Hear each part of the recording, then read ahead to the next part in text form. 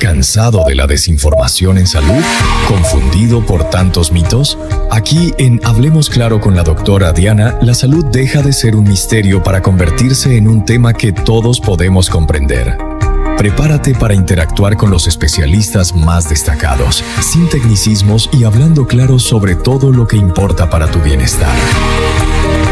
Hola, hola a todos aquellos amantes de la vida saludable que nos escuchan y nos ven a esta hora. Bienvenidos una vez más a un nuevo episodio de Hablemos Claro con la doctora Diana. Soy Diana Giraldo, cirujana plástica, soy especialista en oncología y hoy estoy feliz porque ha llegado el espacio más saludable de toda la semana. Así que donde quiera que estén, en redes, en nuestro podcast, en radio, pónganse muy cómodos porque el programa de hoy va a estar muy interesante y súbanle el volumen a su salud.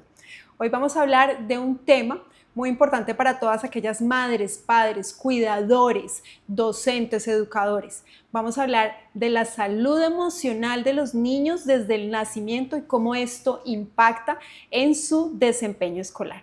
Para esto tenemos una invitada que pienso que es la persona que más sabe de este tema en todo el Tolima. Nos acompaña una invitada muy especial, la doctora Diana Paola Escalante. Ella es psicóloga de la Universidad de Ibagué, es magíster en neuropsicología clínica de la Universidad Europea Miguel de Cervantes, es máster en neurología y educación de la Universidad de La Rioja. Actualmente además es estudiante de doctorado en educación de la Universidad UMESIT de Panamá. Tiene experiencia en el campo clínico y educativo en procesos de evaluación, diagnóstico, rehabilitación y procesos cognitivos en niños, jóvenes y adultos. En adultos tiene formación en hipnosis clínica reparadora para manejo de ansiedad, depresión, fobias y dificultades emocionales y conductuales. Es experta en desarrollo infantil, procesos cognitivos y acompañamiento familiar. Bueno, doctora Diana, con esa hoja de vida, de verdad que para nosotros es un honor que nos estés acompañando en nuestro programa y que nos vayas a enseñar todo sobre la contención y sobre cómo podemos lograr que nuestros hijos tengan un control de emociones saludable y pues un buen desempeño escolar. Doctora, muchísimas gracias por la invitación y bienvenida. No, muchísimas gracias, me siento muy honrada de estar aquí contigo, con todos ustedes y poder aportar un poquito de mi conocimiento y apoyar a todas las familias que lo requieren. Bueno, sí, realmente esto que vamos a hablar hoy es muy importante porque la mayoría de las familias creen, como tú me decías hace un momento, que con formar a los niños en desarrollo psicomotor, en aprender del lenguaje y demás es suficiente, pero esto que tú nos vas a contar es el pilar realmente de la educación de los niños, es cómo hacer que los niños tengan un buen desempeño escolar, ¿no es así? Claro que sí. La idea es poder fomentar niños exitosos y felices, no solamente en la academia, sino que tengan habilidades para la vida en general. Bueno, entonces empecemos por el comienzo, doctora Diana, que tienes un nombre muy lindo, por cierto. ¿Por qué es tan importante el control de las emociones? ¿Cuál es la razón de ser de este pilar en la educación de los niños? Es que las emociones son fundamentales en todos los procesos de todos los seres humanos. Yo puedo adquirir el conocimiento en cualquier momento, pero si yo no soy inteligente emocionalmente, no voy a lograr tener éxito y poder desarrollar relaciones exitosas, no voy a poder tener unos espacios seguros, no voy a saber aplicar mi conocimiento de manera positiva. Entonces es súper importante que nosotros conozcamos qué pasa conmigo, qué estoy sintiendo y cómo focalizo todo esto de una manera pertinente, ¿no? Segura. Claro, pero uno siempre, pues por lo menos yo había creído que el desarrollo de las emociones y la famosa inteligencia emocional era algo que teníamos que manejar los adultos. Pero según lo que he hablado con la doctora y he aprendido recientemente, es que eso es algo que se gestiona desde el día cero del nacimiento. Entonces comencemos con cómo podemos regular y educar estas emociones de nuestros hijos desde el nacimiento, desde el día cero hasta el primer año, que es como esa primera etapa, ¿no es así? Sí, bueno, ahí se forma el primer vínculo. Esa parte es fundamental y es un proceso que estamos olvidando muchas veces. Ahorita con el uso de la tecnología, de las pantallas, se ha perdido ese vínculo, ese contacto visual en ese primer momento y entonces como que perdemos ese contacto. En ese primer momento es fundamental el contacto visual. Es decir, que en esa primera etapa, ¿qué deben hacer los padres para fortalecer ese desarrollo emocional de sus hijos? Bueno, es fundamental cuando un bebé esté llorando, darle esa contención. Entonces, abrazarlo, darle ese espacio de seguridad, tratar de identificar qué está pasando con ese bebé, pues obviamente cubrir sus necesidades básicas, pero también empezar a fomentar el hablarle y mirarle a los ojos.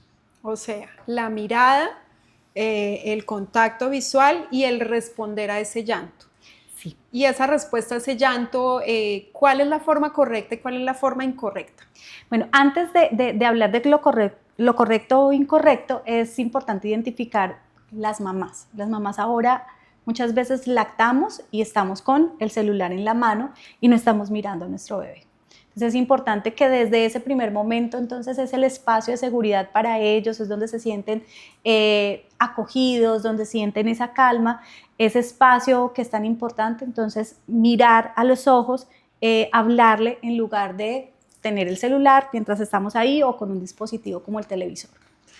Bueno, y de pronto algunos dirán, bueno, está pequeño, no se va a acordar de que yo estaba mirando el celular en ese momento, pero sería importante que tú le dijeras a las mamás cuáles pueden llegar a ser las consecuencias negativas para nuestros hijos de no aprovechar esa primera etapa de vínculo con nuestros hijos.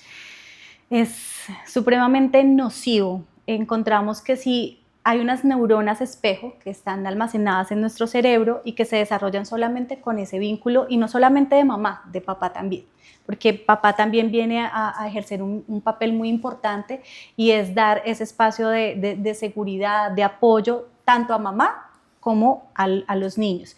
Y no solamente en ese primer año, sino en los primeros 7 años de vida, son fundamentales para establecer esas estrategias de acción y esas neuronas que se van a ver reflejadas en las relaciones interpersonales con otras personas en el futuro.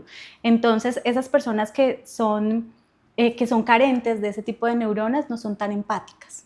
Les cuesta ponerse en el lugar del otro, les cuesta poder hacer una interacción, incluso reconocer qué está pasando contigo. La empatía es un término súper lindo y además es algo que nos hace mucha falta en estos días, ¿no? Ser capaz de ponernos en los zapatos del otro. Hace mucha falta esa cualidad, ¿no? Y bueno, doctora Diana, y tú estabas hablando de los papás, de la importancia del papá en ese vínculo. Ya sabemos que la mamá es la que lacta y que debe tener ese contacto visual con sus hijos, pero en esta primera etapa, ¿cuál debería ser ese rol de los papás? En esa primera etapa también es de reforzar esa seguridad. Es digamos que con mamá se establece un vínculo a través del olor, con papá a través de su voz. Cuando escuchamos o cuando vemos un niño que ha tenido un espacio seguro, cuando escucha la voz de papá se calma. Incluso puede sentirse mucho más acogido porque es una voz que emana seguridad, obviamente si no es producto de los gritos o de un proceso un poco más alto, ¿no? Sino cuando es una voz de amor, de confort, de seguridad. Bueno, y después viene esa segunda etapa que es del primer año a los 3 años en el desarrollo emocional de los niños. Y es una etapa muy bonita, ¿no? Para nosotras las mamás, porque es la etapa en la que interactuamos con los niños, es hermosa, pero a la vez es muy difícil porque es donde comienza la frustración, las pataletas, el no saber entender esas emociones del niño. Ahí, ¿cuál es el rol de nosotros como padres? Es bastante complejo porque en esa primera etapa el bebé sentía que era parte de mamá y no desconocía como que estaba por fuera. Pero ya cuando entra en esa segunda etapa ya empieza a mostrar su independencia y empieza a mostrar esa curiosidad por todo lo que ve y se complejiza un poco más el tema porque se vuelven inquietos, porque se vuelven demasiado exploradores y también empiezan a tener esos ataques de llanto, de enojo, de alegría, esas explosiones. Entonces es importante empezar a hacer ese espacio seguro y empezar a trabajarles desde ya, desde ese momento, esa contención a través de abrazos, a través de la mirada, a través del, digamos que guiarlos con nuestro cuerpo. Por ejemplo, un niño que está llorando no es dejarlo llorar, sino acudir a él y abrazarlo para que se pueda regular y ahí sí identificar qué necesita. Acabas de decir algo muy importante porque ahí hay una dualidad muy importante para los padres y es ese balance entre seguridad e independencia. Porque muchos padres dicen, no, déjalo llorar, tiene que aprender a ser independiente, tiene que aprender a autorregularse. Pero pues, ¿cómo se autorregula un niño de 2 años, no? Es decir, nosotros somos los que le damos la contención, ¿cierto? Pero entonces también tenemos que educarlos. Entonces, ¿cuál es ese punto de equilibrio? Es tratar de modelar, de llevarlo a ese proceso de, ok, te escucho, me acerco, te abrazo, te doy esa seguridad, pero también te indico que no todo se puede hacer. Debo trabajar con la firmeza y con el amor. Entonces, cuando le digo, eso no se coge, es no se coge. No es como fomentar a que, bueno, ok, lo que quieras, sino cuando decimos no, amorosamente, pero firmemente, no. Ok, y si al decir no hace la famosa pataleta. Esa se ve más adelante, un poquito más fuerte, pero cuando ellos hacen la pataleta, si nosotros accedemos al final, por ejemplo, los niños en público gritan, lloran, se nos cuelgan encima y entonces nosotros, qué vergüenza, todo el mundo nos está mirando, entonces mejor le damos la chupeta, el bobombún, el dulce, para que se calme. Lo que estamos diciéndole es que esa es la forma para llegar a ese proceso. Pero si yo le digo, por ejemplo, le cambio el enfoque y le digo, me dice, vamos a dormir. No, no quiero, se tiró al piso, lloró, y entonces nosotros le decimos, bueno, y nos quedamos, perdimos. Pero si en lugar de eso le digo, no, mi amor, vamos a dormir porque ya es el momento de dormir. Pero puedes elegir, ¿nos vamos saltando o vamos corriendo? Es aprender a convencerlo de algún modo, ¿no? Darle las opciones, entonces él ya en su cerebro nos está diciendo, ok, hago esto o esto, igual vamos a tener el resultado que queremos. Bueno, y si estamos en esa hora de dormir y no se quiere dormir, ya llegamos al cuarto, lo estamos cargando y se para, patalea y definitivamente no es capaz de conciliar el sueño, ¿ahí qué debemos hacer? Hay que hacer un proceso progresivo. A veces pretendemos nosotros los adultos ya estamos un poco más regulados, además logramos entender cuándo tenemos sueño y cuándo no. Los niños de una manera no lo tienen muy claro, no saben, tienen una sensación de cansancio, pero no saben qué es lo que quieren. Entonces es llevarlos a que reconozcan su cuerpo, a que conozcan sus emociones y que los llevemos progresivamente. Yo no puedo llevarlo de una etapa al juego donde estaba brincando y donde está súper estimulado a decirle de una vez a la cama. Es llevarlo sistemáticamente a ese proceso. Entonces, listo, un cuento, un baño, una actividad más tranquila, el ejercicio de leerle antes de dormir, como llevarlo progresivamente a que él pueda irse durmiendo. Incluso los masajes, hay olores, aromas que también nos llevan a estar un poco más tranquilos. ¿Y música? ¿Qué música recomiendas para los niños de esta edad para dormir? La música tranquila, la música que sea relajante, incluso la música que pueda tener unos matices. Hay personas que eso es muy relativo, ¿no? Hay personas, yo tengo pacientes que me dicen, yo les pongo música colombiana y se funden. Otros me dicen Mozart, pero pues Mozart tiene unos estimulantes y otros no tanto, entonces hay que mirar con los niños cuál funciona, pero yo sugiero mucho música que sea tranquila, ojalá instrumental, sonidos ambientales, también eso es relativo, hay personas que la música ambiental de lluvia los relaja y otros los estresa. Entonces, pues eso también es empezar a indagar y identificar cuál es el factor que funciona. Bueno, ¿y tú qué opinas de ese efecto Mozart en el desarrollo de la inteligencia de los niños? Yo pienso que la música sí tiene un factor muy incidente en todo lo que hacemos. La música en general tiene, si yo le pongo reggaetón y todo el tiempo está escuchando cosas que me están dando un mensaje no tan positivo, yo pienso que nosotros estamos programando nuestro cerebro de una manera pues no tan eficaz. cuando yo tengo unas vibraciones, cuando yo tengo ciertas áreas, aunque ese no es mi experticia, pero tienen una incidencia en nuestro cerebro y que inmediatamente se van a ver reflejados. Hay música que detona nuestro sistema nervioso y que hace que nuestras pulsaciones se sientan mucho más elevadas, otras que nos tranquilizan. Entonces, sí pienso que la música es un factor determinante en todos los procesos.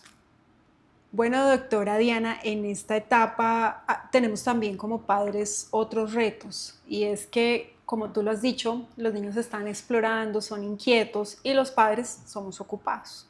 Entonces, está muy de moda y quiero saber tu opinión, aunque es un tema que yo creo que todo el que nos esté oyendo lo habrá oído, y es el tema de las pantallas, de poner a nuestros hijos a que se calmen con un celular, que es un momentico, que es mientras estamos en la comida, que no se duerme, póngale el televisor para que se duerma, que si hace la pataleta usted le pone un momentico el celular y ya se calma, pero eso pues realmente genera un daño enorme, enorme para nuestros hijos. Pero yo quiero que se los diga la neuropsicóloga experta lógicamente en este tema del desarrollo neuroinfantil. Bueno, las pantallas creo que es lo más nocivo que existe en todas las áreas de nuestro cerebro, especialmente para los niños. En un cerebro que está inmaduro, que no está preparado para recibir toda esta información, que se sobreestimula y que genera dificultades atencionales, problemas para regular sus emociones, adicciones, y esa adicción en este momento se convierte en pantalla y a futuro se convierte en otro panel gigante de adicciones que afectan todo el desempeño social, que afectan todos sus procesos obviamente de aprendizaje. Son niños que no logran regularse de ninguna manera y que empiezan a generar unos problemas gravísimos en todo el proceso de la escolaridad y de los procesos de aprendizaje.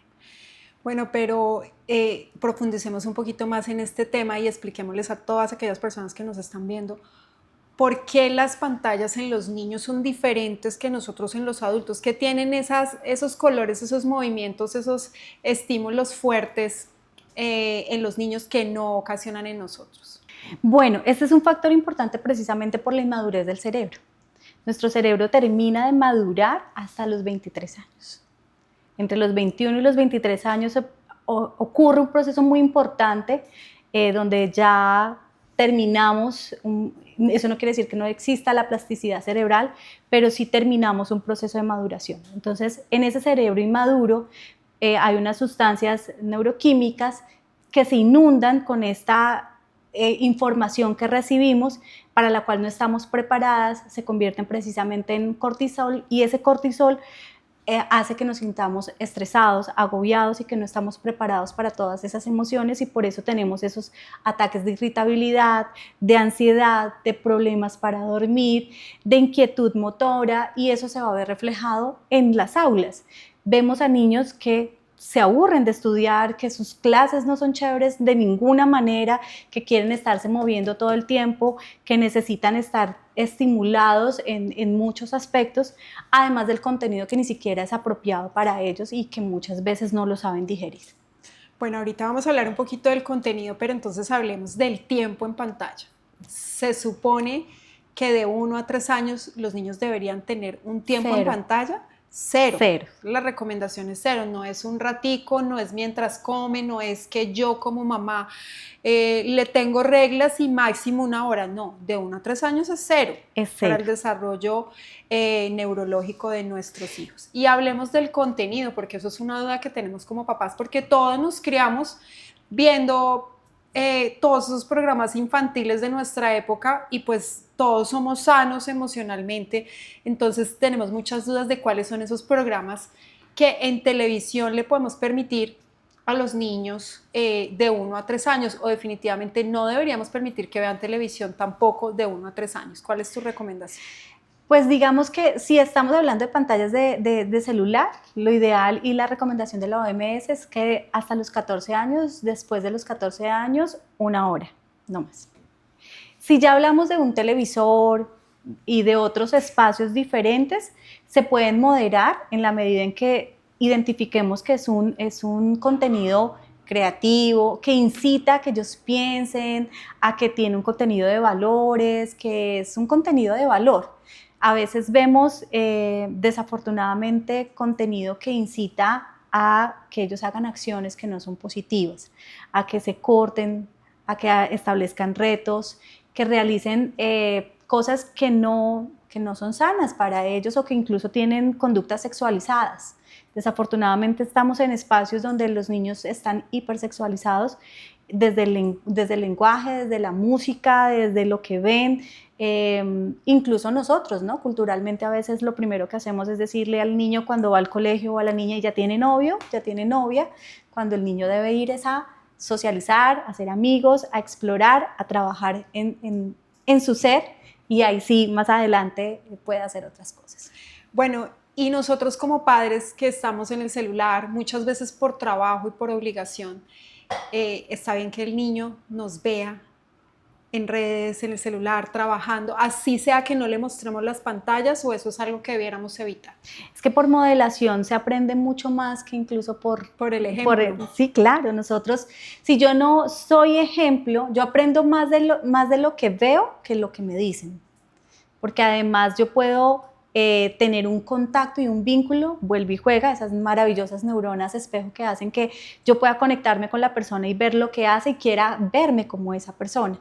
Pero si por el contrario yo estoy escuchando una información y no es congruente, la persona, mi mami me dice, no cojas el celular, pero todo el tiempo está comiendo y está con el celular, está desconectada también y entonces no hay un vínculo afectivo ni con su pareja, ni con sus hijos, ni con las demás personas.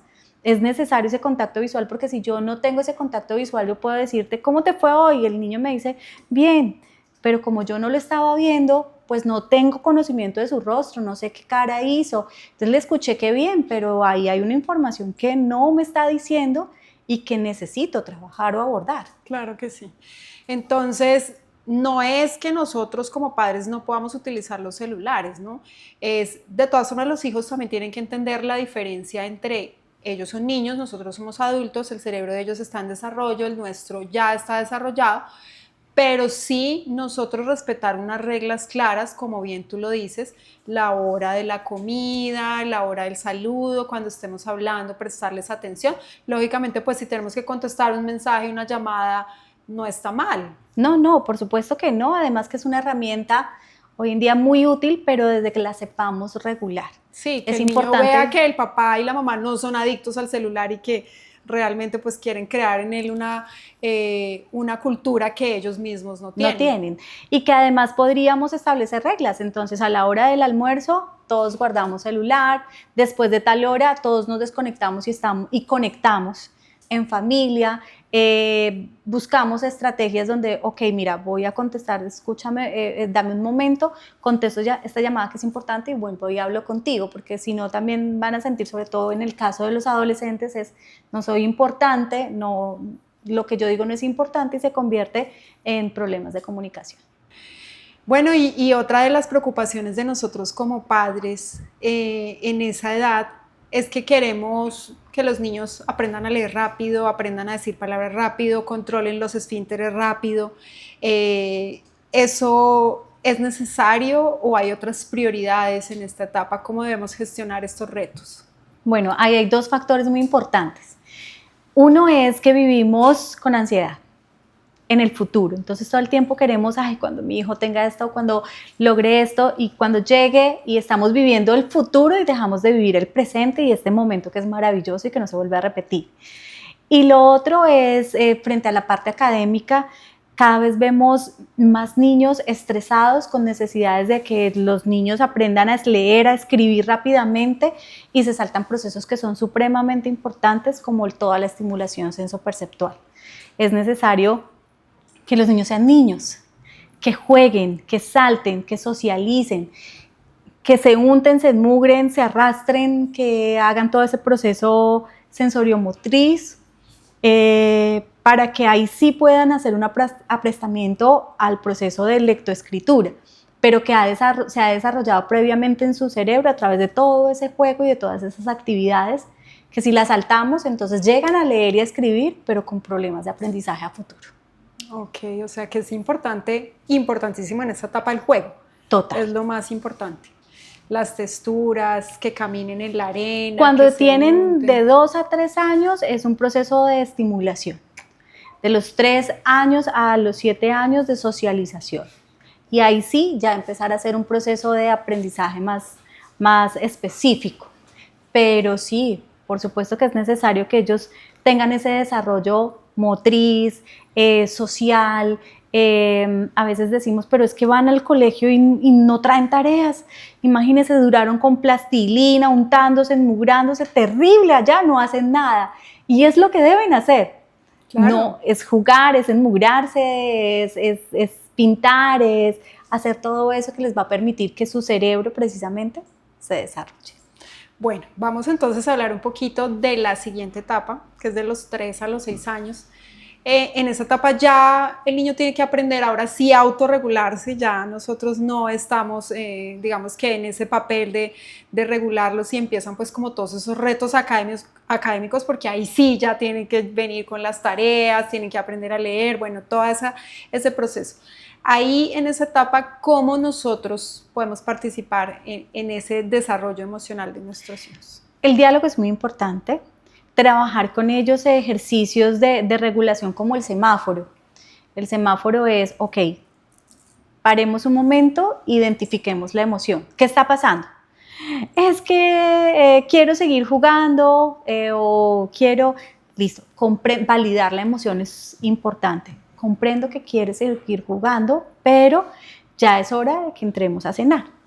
Entonces, paremos un momento, respiremos, y pensemos qué podríamos hacer para poder jugar el día de mañana. Mientras tanto, nos vamos desplazando y vamos a almorzar o vamos a cenar. Eso de los 3 a los 6 años, ¿no? Y de ahí en adelante. Obviamente con más herramientas y con mayor apropiación de las dificultades, pero es importante en todo momento eso. Obviamente con el adolescente no le vamos a decir ¿qué quieres? ¿Cantar la canción mientras nos desplazamos? No, pero le decimos ok, reconozco que quieres ir a la fiesta, entiendo que te sientes frustrada porque no te dejé ir, pero ¿por qué crees o qué pasaría si tú vas a esa fiesta? ¿O consideras que has ganado, has hecho los méritos para llegar a ese lugar? ¿Qué riesgos podrían existir? ¿Tú consideras que es pertinente que tú vayas a ese entorno que es peligroso? Ya llevarlos más hacia el proceso de análisis, ¿no? Entonces es irlos llevando paulatinamente con estrategias similares, pero con más recursos a medida que van creciendo. Que van evolucionando. Bueno, y en la parte académica, ¿cómo también va fluyendo esa evolución de ayudarlos a hacer las tareas, a hacerlos independientes y que puedan hacerlas ellos solos y lo mejor posible? ¿Cómo debemos caminar Ese proceso empieza desde muy pequeños, cuando empezamos a establecer hábitos, rutinas y horarios. Entonces, obviamente, el hábito y la rutina se va fortaleciendo y nuevamente se van apropiando cada vez más herramientas. Al principio es recojamos los juguetes, posteriormente es recojamos los juguetes, llevemos la ropa sucia al lugar, luego entonces identifiquemos qué cuadernos debemos llevar, tener un listado y empaquemos. Entonces al principio es empacamos juntos, luego es tú empacas y yo observo y te acompaño, y luego es tú empacas y yo reviso que se cumplió, y al final ya pues él debe empacarlo solitos para que sea independiente. Lo mismo en las tareas. Al principio te apoyo, lo hacemos juntos, luego tú lo vas haciendo y yo superviso, luego entonces eres capaz, puedes hacerlo, tú lo haces y yo reviso, pero siempre con un acompañamiento es importante. Bueno, qué buen tip para lograr el mejor desempeño académico de los niños. Es tu momento.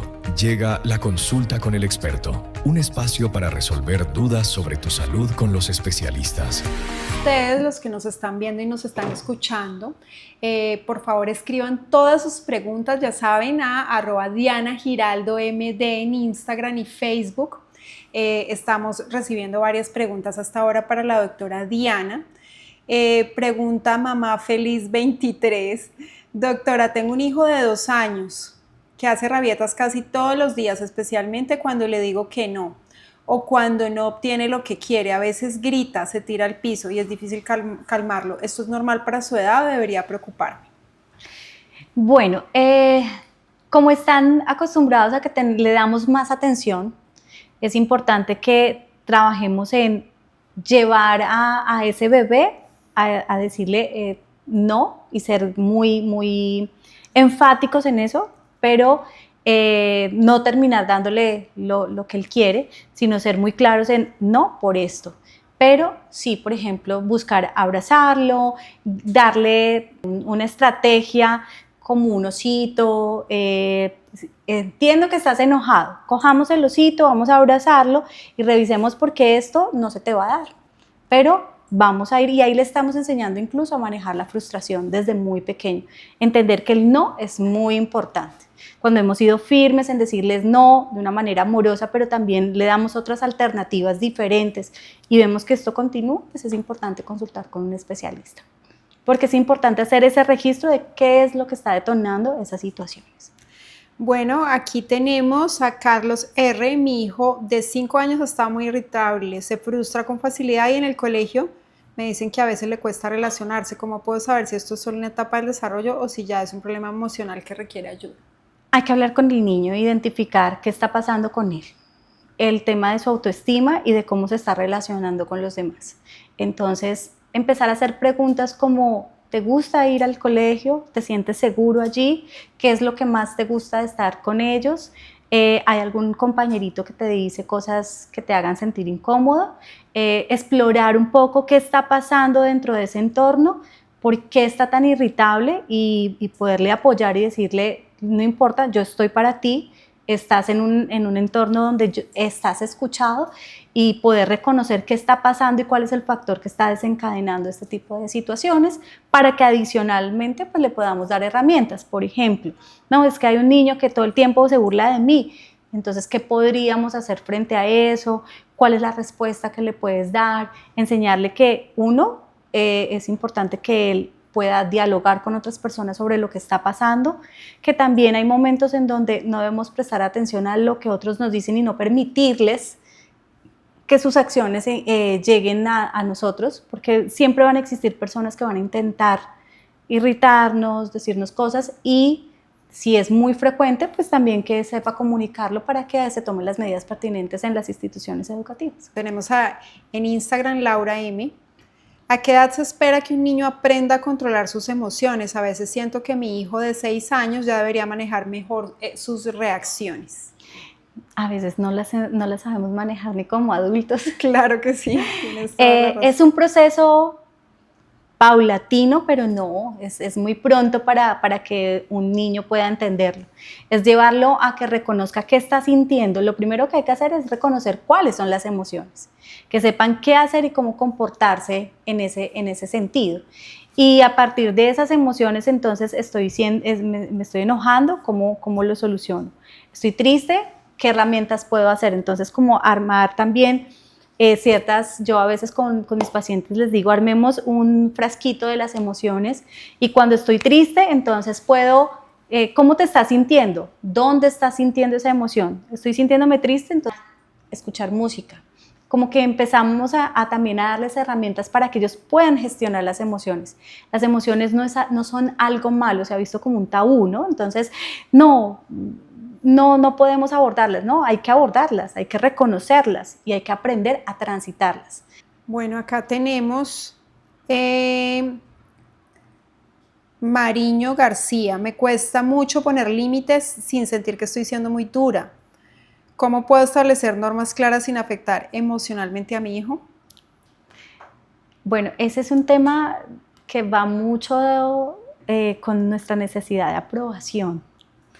Y es entender que los niños necesitan límites claros y que a veces, incluso eso pasa mucho en la adolescencia, queremos ser amigos de nuestros hijos y nosotros no podemos ser amigos de nuestros hijos, porque el amigo es quien nos acolita o nos lleva a hacer todo lo que nosotros queremos, pero como papás debemos decir no, y así seamos esos enemigos temporales. Ellos van a entender que a futuro es una decisión pensada, porque nosotros estamos viendo lo que ellos no han visto. No siempre podemos darle gusto a nuestros hijos y a todos decirles sí. Es necesario el no, porque si no los preparamos para la vida les va a decir que no. Y ahí es cuando vamos a tener las dificultades. Sin preaviso y sin estar preparados para ese no. Bueno, acá tenemos a Carlos P. ¿En qué momento es recomendable llevar a un niño a consulta con un especialista en neuropsicología o en desarrollo emocional? Cuando tiene problemas de conducta, cuando tiene dificultades en su proceso de aprendizaje, cuando vemos que se distrae con facilidad, que tiene una inquietud motora que es muy evidente, que se levanta del puesto, que nos dicen es el niño cansón del salón, no se está quieto, no está quieto, no logra concentrarse. Cuando lo vemos que está viendo televisión, pero al mismo tiempo está cogiendo esto, está saltando, está moviéndose, entonces le cuesta regular un poquito su cuerpo.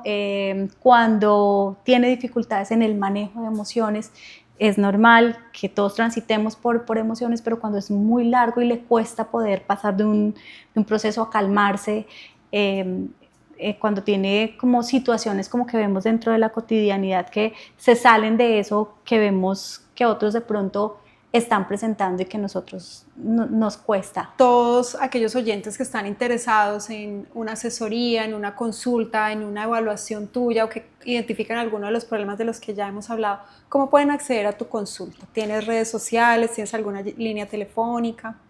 Bueno, pueden consultar en la línea 301-632-5111 o estamos estrenando redes porque nos hackearon y empezamos redes nuevamente. Ya fuiste víctima de... Sí, pero vamos a poder trabajar con @neurocondiana. @neurocondiana. Neurocondiana. Y repítenos el teléfono, por favor. 301-632-5111. A continuación exploraremos la vida y las pasiones de quienes cuidan de nosotros en Más allá de la bata blanca. Bueno, y hemos llegado a una sección muy importante porque la doctora Diana Escalante es madre de ¿cuántos hijos? 2 hijas. 2 hijas. ¿Cuántos años tienen tus hijas? Una tiene 24. ¿Tienes hijas de 24 con esa juventud y esa hermosura? Sobre todo. ¿Y cuál es ese secreto? Bueno, ahorita nos cuentas el secreto en la sección, pero ¿cómo educaste a esa hija y cómo actúas ahorita como madre de una mujer ya hecha y derecha? ¿En esa edad sigues siendo madre o ya eres amiga? Obviamente la relación cambia muchísimo porque tengo 2 hijas, una de 24 y otra de 11. Entonces son 2 momentos totalmente distintos. Con mi hija mayor ya es una relación más tranquila, donde ya ella tiene todas las herramientas, ella ya es profesional, es ingeniera biomédica y ya tenemos una relación más de complicidad, pero pues yo creo que uno nunca deja de ser mamá, entonces soy una mamá sobreprotectora todavía, muy orgullosa además de las 2. Pero ya esa relación cambia un poco y ya es una relación más tranquila donde nos contamos y somos cómplices, compañeras en muchos aspectos. Aprendo de mis hijas todos los días. Con la chiquita pues todavía estoy en ese proceso y entro a esa etapa de la hermosa adolescencia que es tan difícil. Obviamente es un reto, pero también es una niña muy inteligente que me enseña todos los días y me hace muy feliz.